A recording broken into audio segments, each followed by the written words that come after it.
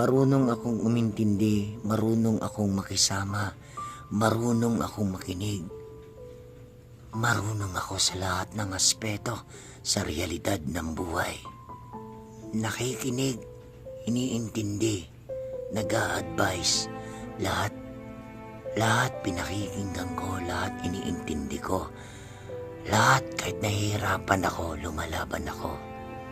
Sa larangan na alam ko na ikakasaya ko kung paano ka tulungan, kung paano ka pangitiin. Pero hindi ko naman lubos maisip.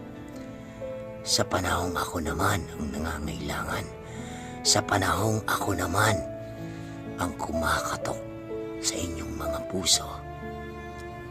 Bakit ganito ang pinapahiwatig?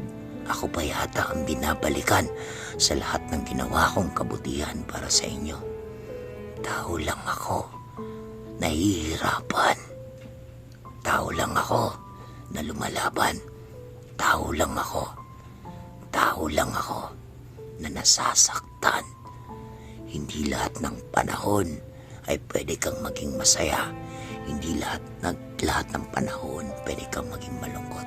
Pero eto ako ngayon. Sinusubukan ako, pero hindi ko sinasabing nalulungkot ako. Ginagawan ko ng paraan kung paano solusyonan kung anong pagsubok ngayon na pinagdadaanan. Pero bakit? Bakit? Kumakatok ako ngayon sa inyong mga puso. Sa panahong ako naman ang nahihirapan. Sa panahong ako naman ang kailangan tulungan. Pero bakit? Bakit ganito ang nangyayari? Kinakalimutan natin ang mga taong handang tumulong, ang mga taong handang makinig, ang mga taong handang intindihin ang mga bagay-bagay para lang makapagpasaya. Pero bakit ngayon ako naman ang kumakatok? Saan kayo? Saan sila? Iniwan ka lang. Ikaw pa ang babalikan ng masasakit na salita.